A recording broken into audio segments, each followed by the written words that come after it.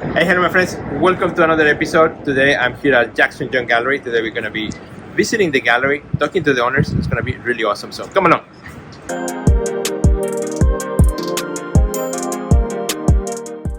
Hey, Chris, how are you? Doing great. Thank you for coming. Well, thank you for having me here. Yeah. Super excited to have all our friends here as well who are joining us in this tour of the gallery. Yes. And, I want to hear a little bit about the story, a little bit about the business aspect. We'll meet also Laura shortly too and talk about her art. So it's going to be really great. Excellent. Well, let's take a little walk inside the gallery. Come on in. And then you can tell us a little bit more about it. So tell me about the gallery itself. What did you focus on? What type of art? What kind of artists do you bring here to the gallery? Yeah, well, we opened in 2009 with the idea of really highlighting and giving younger artists a great opportunity to showcase. As we all know, breaking into an art gallery is one of the scariest, toughest things. I mean, how do you approach a gallery? Right. So we sent out a call for artists, basically, and got to know a lot of local artists. And we continue to do that. We visit many open studios. We try to get out into the community and see who's doing what, and then invite them into the space and give them a great place to showcase. So I think at this point, and we've been open for about 13 years now. Amazing, well, congratulations. Oh, thanks. It feels great, and I pinch myself every day. Yeah, they said if a gallery past 5 years, that's good, right? Yeah, right? We made it. Right. Well, and I attribute that to the artists that we showcase, as well as the community, because, I mean, let's face it, we wouldn't be here if the community didn't pour out to us and really help support and enjoy what, all these wonderful artists are really doing. So that's a big part of what we do. I'm a people person, and I really, and I want people to come in here and experience art. And so that was one of the things that really hurt during the shutdown, is that, we had to rely a lot on social media and everything through the computer screen. But there's an association when you see something in person, and the colors are more vibrant. The way the light kind of reflects off of it, the three-dimensionality. You don't get to see that on the computer screen, and so experiencing art and watching people experience it, it enlightens me like I can't even say, because it's what the whole experience is about, and what we love doing here. We love inviting people in just to come in and look around and maybe get inspired. Whether you're an artist or not, or an art connoisseur, so many people come in and they say, wow, I just had a great experience, thank you. And that's wonderful, and my day's made. There you go. Particularly when it comes to art, walking into an art gallery for many people could be intimidating. For many people could be like, I don't know, how should I ask, and a lot of galleries actually, they make it a little bit really uncomfortable for a person who does not know the art lingo or the art. Absolutely, Sergio. I 100% agree with you. And before we opened the gallery, we visited many galleries. Obviously, we're not reinventing the wheel here. It's we wanted to take the best of what we experienced. And one of the negatives that I did experience when I visited galleries around the country was that I was sometimes looked at what I was wearing before I could approach, and that is an intimidating thing, and it made me realize that a gallery maybe is not for, no one knows how to really, can I come there? Right. Do I need to wear something to enter? And that's not something that we wanted to have here at all. Have an open conversation and come on in. You don't have to have an art degree to appreciate, and just come in and experience. And that's something we work at every single day. And I think we've accomplished it, where anyone can come in and feel comfortable, not pressured, and just enjoy. And it's amazing how that journey in here might actually lead. You might buy something, you might not, but having the great experience. I'll tell you what my great experience was walking into the gallery. First thing as I opened the door, your dog came and welcomed me. That was the best. That's a good marketing. I think every gallery should have a dog. It just kind of helps break the ice. Well, a dog like yours, because other galleries have dogs that are sleeping in the back and they're doing nothing. But yours runs to the door and makes you feel like welcome. Why is the tail like, oh, that's awesome. Yeah. So, having the artworks is one thing, but then another part of our business is to offer picture framing, and that's one of the areas that I kind of stepped into. I started picture framing with doing just Laura's artworks that we would need to do it, and of course outsourcing a frame started to get expensive, and I had an extensive woodworking background, so I decided, why can't I take this on? And it kind of grew throughout the years. Before we even opened here, I started framing other people's things, and then so we decided to incorporate the picture framing with the gallery space, and it's turned into a very, a great business. Yeah, well, and I think it makes sense. You have all this variety of work. Somebody can come in, look at, you have a lot of prints too, and also work on the walls, and three-dimensional pieces. Yeah. And then you have the shop here for the framing. So it's all under the one roof. You have more control of it and bigger margin. And I think for people it's more convenient. Yeah. It is. So the 10 by 10 exhibit was a very inclusive exhibit. Because artists and ourselves have been in the dark for so long with COVID, we wanted to have a grand opening where we can invite as many artists in as possible. And the only parameters, like I said, 10 inches by 10 inches. We had 140 pieces by 125 artists, mostly from Chicago. And what a great reception. I mean, we had probably about 450 people here, everyone excited to be back and in person and sharing stories and what we've been up to for the last, many years that we've been in lockdown. And the exhibit was such a success. I think we're going to kind of run with it again next year. It's exciting. It's And speaking about the business of art, for a lot of artists who also watch or show, always the question that most artists will have is how do you approach a gallery like yours, for example? What is the process in which you find you review artists? Right, and we do get a lot of young artists that come in, actually even some seasoned artists that walk in, and it's a great question, and unfortunately during the day, sometimes when you just kind of introduce yourself, which is fantastic, I'm in the middle of a couple projects, so that's always a little bit, like I don't have time to sit and look at your phone at the moment or go out to the car and you pull out some pieces out of your trunk.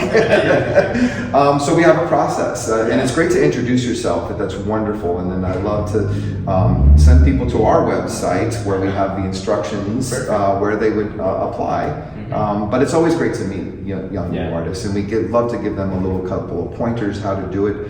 Because let's face it, it is a very intimidating thing to approach, and even I understand them coming up and going, "Hi, my name is so and so," probably took a lot of guts. Exactly. And I appreciate that. We never want to cut anyone down, but at the same time, we're busy trying to do other things, and so there's a process, and then most of them just follow the process, and it kind of goes from there. All right, hi Laura. Good Hello, to see you. Sergio. Nice to see you. Welcome. Thank you so much. It was great seeing you last time at Art for Life Chicago, where you have a huge, beautiful piece, kind of like this one, like 3 times the size, just about, for Art for Life Chicago. And it was just amazing. Tell me about, when did you start using 3-dimensional objects attached to the 2-dimensional surface? I've been doing it pretty much since the beginning of my painting career. Really? I've been fascinated. Even when I was in school, I was building more dimensional things, and I really had an interest in sculpture at that time, but I pursued more of the traditional painting route. So it's always been a part of I've always been kind of tinkering and playing and working on that, building that out. In the last 2 years, I probably have turned more towards exploring that, have found ways of maybe it becoming a little more successful as pieces of artwork that translate into items that people can bring into their homes versus the spider webs that I would create that just stayed in the studio or whatever. So Well, let's take a walk around the wall because we can see a lot more of your work. Yes. Very much so. So I always painted several different ways as well as much as exploring other ways of working in art. So I used to be a very technical type painter. Really? I studied painting the figure the whole time in school. And you went to the School of the Art Institute, right? Yes. Okay. And that was what I studied. So for many years, that's pretty much what I focused on. And then I kind of had an idea of maybe letting loose a little bit. Tired of that tightness. And I would begin my figurative work with more abstract kind of backgrounds. Well, then you start to get interested in that. And then the fluid work, it's fast, it's in the moment. There's thinking, not thinking. It's very just in the moment type of work, which was something I needed to be instead of constantly thinking and judging and that. So that allows that. So I still to this day, one day will paint very abstractly, and the next day work on my figurative work. I have my studio set up. That's interesting because we can take a look at some of the figurative pieces too. So tell me about this piece. I love this one too. So again, back to my interest in sculpture that started at the Art Institute, is I've always kind of dabbled a little bit in it, and I've taken a few sculpture classes, and I'm an artist that I love the process. So learning something new inspires me all the time. So during COVID, I took an online sculpting class. Oh, okay. So I was working with a gentleman in California, and people would be in England, or it was a group of us that got together, and I worked on learning how to sculpt with the traditional, build the armature, and this was the piece that I worked on. And then since then, I went ahead and had it molded and beautiful. Created this piece. I feel like in your work you were inspired a lot by music, time, yeah. Aspects of memory. Tell me a little bit about those symbols, because you working with like here, elements of music, or the clock, one of the other pieces. There is one thing that like the clock. I have a fascination with rotation. Oh, okay. With things spinning and moving and never ending. So even this, everything to me is always spinning, and I think that's part of my energy, is kind of that feeling of things swirling. I'm kind of known for everything has a swirl in it. Yes, exactly. Yeah, even our logo, when we created it here, has the swirl. So for whatever reason, that's a movement that I am very attracted to. That's exciting. That's cool. And since you brought that in, also the gallery aspect, tell me a little bit about also, for you as the artist, right, but also being part of the gallery and part of the business here. Tell me a little bit about that, experience for you. Right. Okay. How does that work in your case? Well, we had a really nice agreement when we built the place, is that I said I will support it 1,000,000%, but I won't be the person here working and selling. That is not my strength at all. If anything, I'll probably have the business closed in 2 days because I am not a good salesperson. It's not in my nature. But I'll be here for the parties and everything. Yes. The wine. Right. No, that part I like. With the service, that part of, or the entertaining. I do like that aspect of it. That was kind of set up from the beginning, and it's held pretty true. I spend 90% of my time over at the studio working, creating. I'm a very quiet person, kind of generally. So, but I am a very hardworking person, and running a business. We don't have children, and this is our baby, and I give everything to this. So a lot of things I'll do for a business reason. I had a really great mentor in the beginning that he was a musician, and I did paint. I do love painting music and that theme, but he taught me something that's been very valuable for me. He said, it's okay to do art for money. He's like, it's okay. He's like, I write a jingle and I do it because it makes me money. And he says, but then that gives me the freedom to maybe explore some of the things I want to on my own. He said, just try to find that balance. Exactly. And that's something I've worked on, and it's been pretty successful. I don't mind doing some pieces that maybe I don't want to do as the artist in me, but the business person in me says, hey, that's a nice amount of money, or that's a nice amount of money that we can use, and it keeps the business going, and I don't mind doing that. I love that. It's part of being an artist with business savviness to understand the market, to understand also how people react to your work, how people also connect with it, how they want to live with it too. Right, because at the end of the day, we don't want to make art just in our homes and in our studio forever, but we want it for art like our kids, right? To live out in the world. Right, no, absolutely. And right from the beginning, it's a wonderful thing. Right from the beginning, and like the print business has become, that was a big part of actually what even built our gallery, is that for so many people, they don't have thousands of dollars to spend, but they do have $100 to spend on a print. And it makes it I come from a poor background. I always wanted art to be very accessible to all walks of life. So to me, that side of it, but then when I was doing it, I was kind of unhappy with the product that I was getting, so I learned how to make my own prints, bought all the work, and then I can do that as a service for other artists as well. So I love that. Well, thank you so much for the tour, having a chat with both of you. Now we are in the back of the gallery, the back room. Every gallery has a back room, which is that's right. And I'm gonna have great painting right behind us too. So I'm really dying to ask you this question. As a couple, you guys, working with the business of art and the artists. I know, everyone who watches the show, they know my wife and I were a couple in the arts. You guys are a couple in the arts. Tell me about that dynamic. When you guys first kind of met each other, did you ever imagine that you were going to be working together in the field of art, or you always kind of had your business and your side of it? You go first. Well, that's why it works. I know. We actually met bartending. We were friends. I was the bar manager, and this lovely young blonde came walking into the bar looking for a job, and it wasn't up to me to hire her, but the powers that be did. But we were friends for many, many years. But you put a good word. I did put a good word in, and as I said, we were friends for a long time, many years, and the friendship slowly grew into more of a romantic relationship, and then we eventually got married. But it didn't start that way in the arts. I had come to Chicago to study theater, and Laura came down to finish her studies at the School of the Art Institute. So so we had an art background. It wasn't the same, but it was definitely a cultural background. Yeah. Did you agree with that story? That sounds about right. That's awesome. And now, whose idea was it to start a gallery? Because that's a big, bold move. Starting a gallery is not something that's just you say, I'm just going to start one. You have to think about space. You got to think about how you're going to run the business. How you're going to sustain it. How you're going to find collectors. So, how did that conversation start between both of you?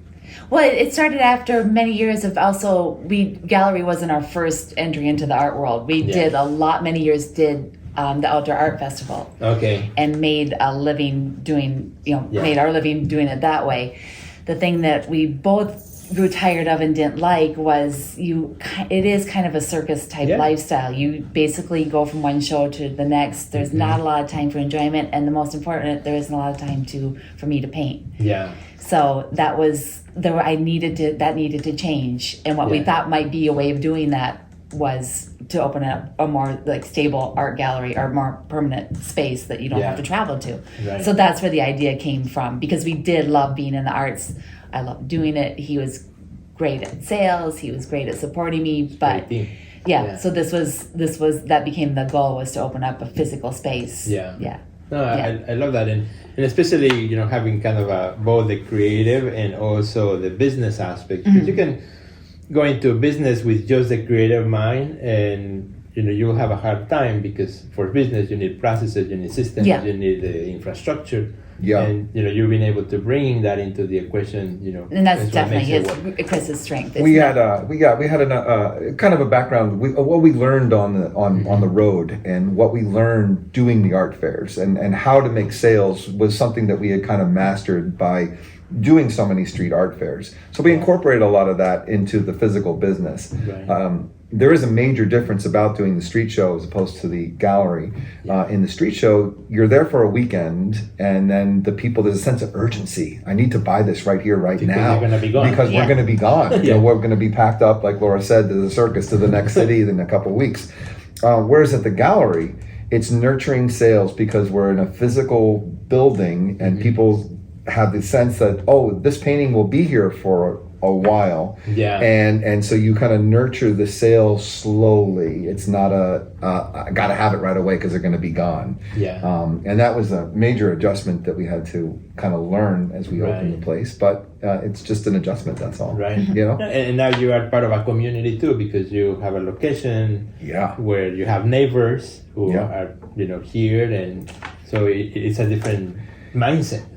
Kind of building a cultural center, so to speak. One of the best advice we got when we sat down first, actually at this very table, we invited we got some connections with some higher ups in the art world, and they sat down with us, and they said, you are going to be a concierge in the world of arts. That people are going to come into Chicago from all over the country and visit your gallery, and they're going to want to know, where do I go eat at the best restaurants? Where do I go sightseeing? What's the inside track? And that's about building relationships and cultivating this trust, and then eventually leads to a sale. And I think that has always resonated so strong, and because it's really come to fruition about what we do and how we kind of treat relationships. I love that. And I think for you know, as the artist, you know, having a space that is a gallery that you can count on where your art can be seen, I think is a wonderful thing. But also, you know, you open the gallery thinking about, well, you know, this is a place where we can sell our own art, but by doing so, you're also helping other artists who you Absolutely. then will be also coming here, that you will be selling their work to. You know, it's funny how those things kind of function, right? We solve a problem for ourselves, but then by doing so, we're also opening opportunities for others. And that is one of the most rewarding things about having this space like this is, yes, I do have a place that I can show my work at, but to see other artists grow and flourish and have ups and downs through it all, to be part of that it's way, you don't realize how much that's going to kind of touch you emotionally. You know, it makes you feel a little mama bear. Exactly. Yes. I got to expand on that because it is one of the joys I never really realized was a young artist that has gone through like school, and you know that they've gone through like their parents questioning, what are you doing getting into the art world, you know, and all the money that it costs to put them through art school, and then all of a sudden they have something in the gallery, which is a huge step, and then they sell something, and then to share that news, and then watch them show that to their parents, that you know, that sense of like it works, it's worth it, it happened, and that joy, like she said, it's emotional, it's like you don't, it's such a great inside experience to be able to share that with other people, to see to see a progression, to see a change in perspective, you know. So now, as you guys 13 years you just celebrated, which is awesome, what's next for you guys, you know, as you look into whatever you want to share, you know, what you're excited for the next few years? Well, I think we've kind of mastered the outside art fair circuit, and I think we'd really like to start taking things to the next level, and that would be participating with other galleries throughout the world in some of the more high-profile indoor art fairs, so to speak. Art Miami is definitely on the radar as like the granddaddy of them all, but there's other ones around the Chicago as well as the country, and I think we'd like to start taking it to the next level. Exciting. It is exciting. Super. Well, you guys have been super awesome. Thank you. Such a lovely visit since the moment I walked in, and now we're going to go have some lunch. And